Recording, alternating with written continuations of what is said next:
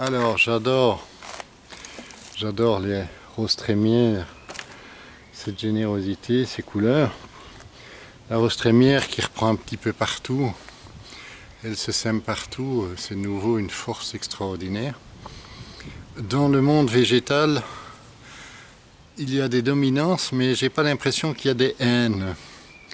Du moins, je n'ai pas encore analysé comme ça. C'est vrai que je vois une évolution en passant sur les routes et des petites routes, un envahissement qui est fait par les genêts, qui pour le moment, au mois de mai, sont jaunes, dorés, et se retrouvent de plus en plus nombreux, s'enracinent bien partout, et profitent même d'aller dans les petits coins de forêt où là, on aurait dit plus qu'aucune végétation ne pouvait venir, et le genêt s'y plante. Formidable force de la nature. Et si certains jours on ne parvient plus à gérer son jardin par la rapidité de la montée des choses, il y a de l'autre côté quand même une force de la nature qui est supérieure à ce que l'homme essaye d'enraciner comme bâtiment ou autre. C'est une belle généralité que je vous ai dit là. Mais la force m'intéresse et la notion de haine aussi. En fait, dans l'être humain, il y a toujours cette haine qui est là et elle peut être terrible. Elle peut être terrible. Et je dis toujours, bon, voyons les choses simplement. Peut-être que par amour, on nous a appris à faire des choses. En tout cas, nos parents ont fait ce qu'ils croyaient de mieux pour nous. Souvent, on s'est débrouillé. Nous-mêmes, si on a été parents, on l'a fait dans ce qu'on croyait être bien. Et même dans le couple, la notion de bien est souvent très différente et l'appréciation très différente. Et puis, surtout, j'ai envie de dire, par amour, on nous a appris à être propre, on nous a flanqué une fessée, on a eu des menaces en disant ça suffit maintenant, tu vas bien aller sur ton pot, on a eu peut-être une fessée, et comme on n'a rien oublié depuis le moment de départ de vie, eh bien ces tristesses et cette incompréhension est marquée dans notre cerveau quelque part dans un tiroir. Il ira même fausser la relation qu'on a eue par rapport à nos parents en disant mais mes parents ne m'ont jamais aimé ou mon père ne m'a jamais aimé, etc., ne m'a jamais compris. Et en fait, je vais plus loin en disant aussi, donc cet apprentissage était fait par amour. Si on a des enfants, on va faire la même chose. Et simplement, je vais plus loin en disant, il y a une expression qui dit « Est-ce que j'ai rêvé ça ?» ou « Est-ce que j'ai entendu ça ?» Mais en tout cas, pour moi, cette expression, elle a un sens très profond. Elle rappelle un rêve que nous avons fait quand nous étions tout petits. Et ce rêve est un rêve d'une injustice profonde que nous vivons par rapport aux parents, aux frères et sœurs. Rêve tellement puissant dans l'émotionnel que le lendemain on ne veut plus du baiser de la maman et du papa, comme si c'était des ennemis, comme s'ils nous avaient lâchés, et on ne sait pas si c'est la vérité ou en tout cas on ne veut pas le baiser ce jour-là. Mais moi je dis que c'est là que s'est passée une terrible rupture. Et comme on ne sait pas si c'est la vérité ou pas la vérité, eh bien voilà que ce rêve va se réimprimer. Certaines personnes, dans d'autres circonstances, vont partir dans de fausses idées, dans des rêves qui ne sont pas la réalité, vont se convaincre de choses qui sont fausses, vont partir dans une sorte de schizophrénie et vont venir même détruire des gens en disant qu'une autre personne est comme ça, parce qu'ils ne savent plus où est la part de vérité.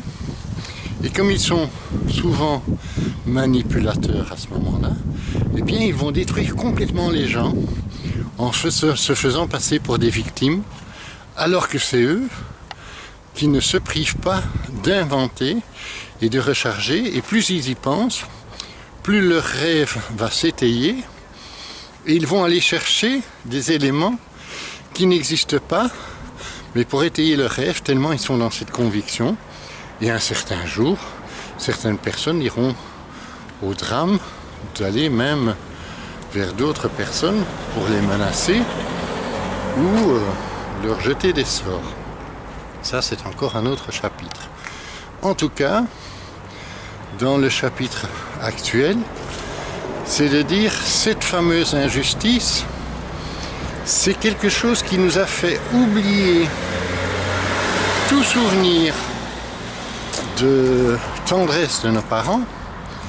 Et j'ai envie de vous poser la question, savez-vous si votre maman ou votre papa vous a embrassé sur le ventre ou sur les fesses? Personne jusqu'à présent n'a pu me dire mais oui, je m'en souviens. Eh bien moi j'ai envie de vous dire, si vous avez été parents, certainement vous l'avez fait par rapport à vos enfants. Une personne me disait, moi ma fille n'a l'air d'avoir aucune tendresse pour ses enfants, et pourtant tout petit, elle adorait donner des bisous sur le ventre et les fesses de ses enfants. Et je disais, mais tu sais, alors il suffit peut-être de réactiver la notion en disant, qu'est-ce que je me souviens quand tu avais tes enfants tout petits, à quel point tu aimais les embrasser comme ça, tes petits poupous là et tout, c'était merveilleux à voir. Et ça me rappelle le moment où toi, toute petite aussi, je t'embrassais. Comme ça, le message est passé aux enfants, aux petits-enfants, et tout le monde peut enfin se rendre compte, mais oui, qu'il a eu les gestes de tendresse, mais que sa mémoire ne les a pas enregistrés. Comme si c'était une condition humaine certes destructrice en soi, puisque on ne sait plus s'en souvenir, on ne peut plus s'en souvenir, et ça c'est quand même un drame puisqu'on se fait des fausses idées. Donc voilà déjà un élément perturbateur, ou même la naissance d'un petit frère ou d'une sœur, c'est comme une trahison parce qu'on n'a plus sa place soi-disant dans la famille.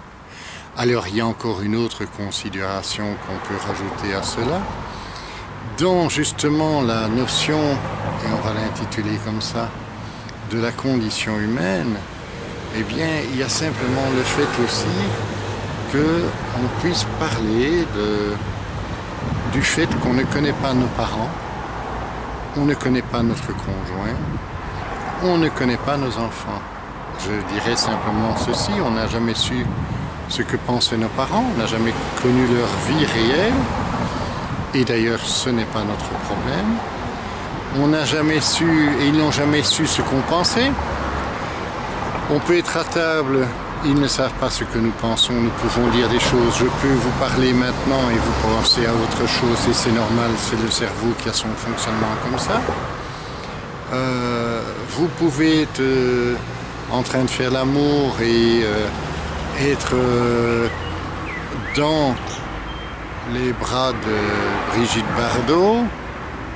Je vous dirais qu'aujourd'hui il faut peut-être changer de modèle, mais dans le temps c'était quand même le fantasme de la libération sexuelle, ou du moins des apparitions des corps au cinéma. Et puis la femme peut être dans les bras de Georges Clooney, mais qu'est-ce qu'il a ce Georges, je vous demande un peu, mais aussi dans les bras d'un autre. Je ne connais pas les fans du jour, mais en tout cas c'est notre jardin secret. Et c'est aussi une condition humaine à accepter, que ce soit bien notre secret.